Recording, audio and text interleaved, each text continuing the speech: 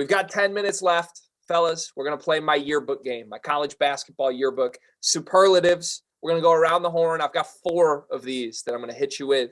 And I believe with all of these, we're going to be talking teams. We're not talking players when I pose these questions. So let's start with number 1. Give me a non-top 4 seed who is most likely to make a Final Four. Rob, go to you first.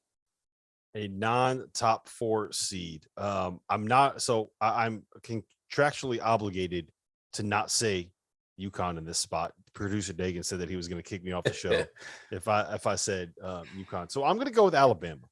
And I don't trust Alabama as far as I can throw them. But they are the one team in the country that's proven that when it comes to the biggest moments, they can rise to the occasion and beat the best teams in the country. They are one of 2 teams to beat Gonzaga. They beat Houston at full strength. And they have another great win that I am currently forgetting at the moment. But I'm gonna go with Alabama in this spot. I think that they can. Would anyone be surprised if they just found a way to get this thing going and hit 17 threes in 4 straight games? I don't think I'd be surprised. No, I wouldn't. I'm gonna go Marquette. I'm gonna go Marquette, and Shaka's been there. I'm a big Shaka guy just because of the culture. I just think overall they have the tools as well. Justin Lewis is big time. Darryl Morcell could obviously defend with the best of them, but he's showing, the way he can score now. He can take over games. He's taken over games a few times for Marquette. And then Tyler Kolek, I think, is good enough at the point guard position just to be solid. But ultimately, it comes down to culture. Do guys, do they get out of whack when the game is about ups and downs at the end of the day? And I think Shaka does really well with his guys, especially in the NCAA tournament, and building momentum. All right, I'm gonna stick in the same conference as Ashton here, and I might just be sucking up to producer Dagan a little bit. I'm going Seton Hall.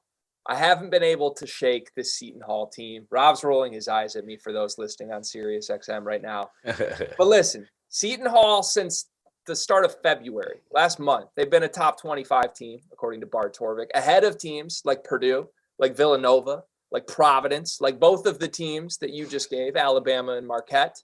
I think they had to figure out how to play without Bryce Aiken. Up and down, obviously. But when they're up, they're really up. They've won 7 of their last 9, won 4 straight right now. They've got a big one at Creighton, who obviously is without Ryan Nembhard. But, man, I like Jared Rhoden with the ball in his hands late in games. I like Kevin Willard. I like the Pirates. I think they're tough. So give me Seton Hall. Dari Richmond's playing better, too. He's, he was the key, I thought, overall. But without Bryce Aiken, I don't know.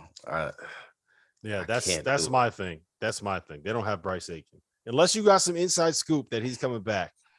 No scoops, sadly. Got the intel. Start my game, Rob. You know that. Takes are my game, not scoops. All right, let's go to superlative number 2 here. We're going to go with a top 4 seed this time, who is most likely to lose in the first round. Not the first 2 rounds, not just get upset somewhere along the way, but I'm talking a first round upset. Somebody who's on the top 4 lines, according to our Fielding the 68 experts. Ashton, let's go to you first on this one. I got Providence.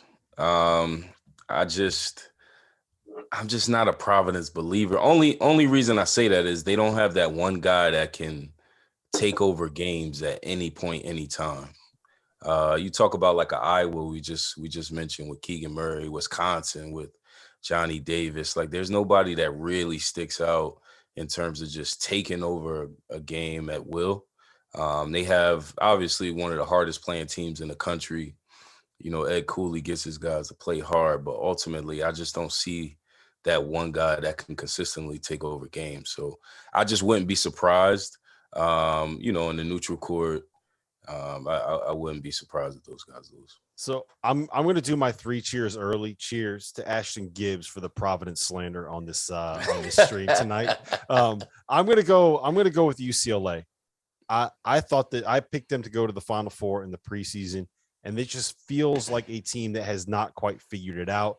They've been banged up. They've had injuries. They've had COVID shutdowns. They've had players that have been out with COVID regulations in February. So it feels like UCLA is just one of those teams where it's just a letdown season. couldn't get it going, and I would not be surprised to see them lose in the first round. UCLA was my number one team preseason. That's why I'm never going to do preseason rankings ever again, Rob. My answer here is Purdue. I'm going to stick with the team in the conference that I know well enough and I've seen enough of. I hate this team in late game situations. Everybody's made a lot of noise about how they've lost, I think, 4 games now this season on a final second shot, and you can call that bad luck. You could also probably look at the possessions leading up to those shots and question exactly what was going on for Purdue. But the biggest thing to me with this team, guys, they had an opportunity just a week ago at this point where they controlled their own destiny to hang a banner and win a Big Ten title. They couldn't go on the road to a floundering Michigan State team and get the job done. They couldn't go on the road to Wisconsin and win a tough game and grind it out. I don't like the makeup of this team. I think they're talented as hell. But if we know one thing, we know that defenses as bad as Purdue's do not fare well in the NCAA tournament. So I will not be surprised if they catch a 3 or a 4 seed and they're lined up with the right hot shooting team. It's a shootout, but they get shot out of the tournament very early. All right, let's go quickly to most likely bid thief. Who's a team who could steal a bid from some of these bubble teams? Rob, who do you got? I'll go quickly on this one. UNLV, they've won 7 of their last 10 games. They're 10-7 in Mountain West play. They're playing better. They are actually talented. Kevin Kruger's kind of figured that thing out. Bryce Hamilton is a stud. They got Royce Ham, the Texas transfer, on that roster. And most importantly, they play their conference tournament in their home arena. Running Rebels are back, baby. Ashton, who you got? I'm gonna go with Rob. UNLV is who I had. I just think they're a steal, but ultimately, if you're playing at your home, I just think you have the home advantage, and I just always go with guys that play well at home. So it's gonna be rocking. They have the talent, and sky's the limit for those guys. He meant the Pitt Panthers, by the way. Just in Hey, we're talking reality here, Rob. No offense, Ashton, but we're talking realism. I'm going with Missouri State over in the Missouri Valley. Isaiah Mosley, 20 points a game guy. I think he could just win that conference tournament single-handedly. There's a lot of teams who, quote-unquote, need a bid in that conference, Loyola Chicago being one of them. But I've seen him be at his best in some of their biggest games during the conference season this year. So I think Missouri State could potentially steal it. It might be Loyola who they steal it from, but I like them. Loyola's on the wrong side of the bubble, folks. Let's hit my last superlative, and then we'll get some questions from the chat because I do want to hear your answers on this one. Give me a bubble team who is the most likely to make a run to the Final Four. Talking like a true bubble team who makes a UCLA level run from last season. Ashton, what do you got? I'm gonna go Rutgers. I like Rutgers a lot, man. Ron Harper, they've beaten some big time teams, but Geo Baker, Paul McCahey, I think they have the makeup and they've done it at the highest level. I just think the way they play as well, they take good shots, they defend. I just wouldn't be surprised if they made a big time run. Ron Harper's tough, man. I love that dude. Tough. He's a killer. Rob, who you got? So this has got to be a team that's kind of in that, like, we're not talking 9 and 10 seeds. We're talking you got to be a playing game kind of a team, right? All right. So you guys are gonna have to, if you're driving right now, or if you're sitting somewhere, throw on that seatbelt. You got to buckle up. This is gonna be a take. It's going to be a take and a half. Should I get ready? Should I get ready to kick you off? Rob's going to say mine. Rob is going to say the same team I have. And if you do, we might go straight to our shotgun. Rob. Should I get ready to kick you off this broadcast? You might need to kick me off of the broadcast in a second, but I'm going with the Memphis Tigers and Let's go. They have won 9 out of 10. They beat South Florida tonight. They have been a different team since the guy who will not be named. I don't want to throw him under the bus since he has not really played. Can I name him? Duran. Yeah, you can name him. Imani Bates. As long as he's at a back specialist in the state of Michigan, this team's good. This team's good as hell. Yes, they've gotten a lot better defensively. That is the way that they win. They're buying in. DeAndre Williams is healthy. When he's there, it makes them a very, very good team. And it just feels like, I think what makes this Memphis group their best is what they were last year in the NIT, when they were a team that really embraced the identity of that city. Gritty, physical, tough. They're going to go out there. They're going to win a fight. And if they win a basketball game too, that's going to be great. When they play like that, like what they've played like for the last 6 weeks. They are a good team. Now, am I going to have that in my bracket? Probably not. Can this team find a way to win games by being more physical, more athletic, more tough, better defensively, and just kick your ass all over the floor for 40 minutes? Yeah, I think that they could. It would not be the most surprising thing in the world to me. So I'm gonna go with the Memphis Tigers, and I'm glad that someone was on the same page. I was like, this shit's gonna be. I'm gonna get so much hate for this thing. So not only Amani's young though. He has a lot to learn. I think eventually he's gonna end up being a good player. So not only did you tell people to bet the house on Georgetown this weekend, but you also told them to pick Memphis to possibly go a couple rounds in the NCAA tournament. Listen, some decisions get made.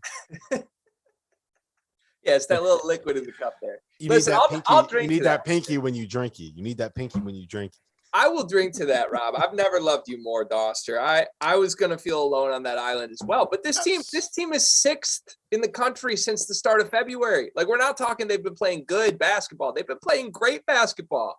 Like, they're a top 20 offense and defense ever since Mr. Bates has left the program. And I don't mean to crap all over him, because Ashton, you're right. This man has a very bright future in basketball somewhere. I have no idea where it'll be. It'll probably be the NBA. But what I do know is that his departure has helped them quite a bit. You can just see it. They played a lot tougher. They play more together. And I don't think it's slanderous at this point to even say that. Like, the team has just come together in a way that a lot of teams need to find something to do. Memphis, to me, like, their ceiling is what we thought it was preseason. Whether or not we want to. No, I disagree with that. I disagree with their ceilings, because their ceiling, if everything worked out perfectly, if Amani was great and Jalen Duran was great, and you had all those guys coming back that fully bought in, and you got point guard play, like, their ceiling was top 5, top 8. Yeah, see, I guess I never saw it that way. I think their ceiling right now is like fringe top 10 team, which is about where I had it in the preseason. But maybe I think I was lower on them than most people were preseason. I was with you. I was in fade them early. It was too young, too many weird pieces. But now they are what they need to be able to win right now. That's where I'm at with it. I tell you, Rob, I would be terrified if I'm a 5 seed and I catch Memphis as my 12th round 1. Oh my God. Yeah, I feel bad for whoever that team would be. All right, Dagan, what do we got in the chat? We got anything going right now? Yes, we do. Which team has been the most disappointing this year? Can I say both my teams? Michigan State. Jesus. I'm down bad. To me, Michigan is the most disappointing team, because they were. I know a lot of people want to say Memphis for that, but to me, it's Michigan, because they were the team that had everybody had them as a top 5 to 6 team. Like, in the preseason, if you it was very easy to tell yourself a story for why it wasn't going to work for Memphis, which is the way that it actually played out. I don't think anyone told themselves a story. Yeah, you know what? The guard play isn't going to be good enough. Hunter and Musa Diabate aren't going to fit together. It's going to take 2 months for Caleb Houston to really figure. Nobody thought that was coming. So to me, it's Michigan, and they've kind of figured it out a little bit. Like, they haven't been playing horrible basketball in Big Ten play. They just kind of dug themselves a hole they're not going to be able to get out of.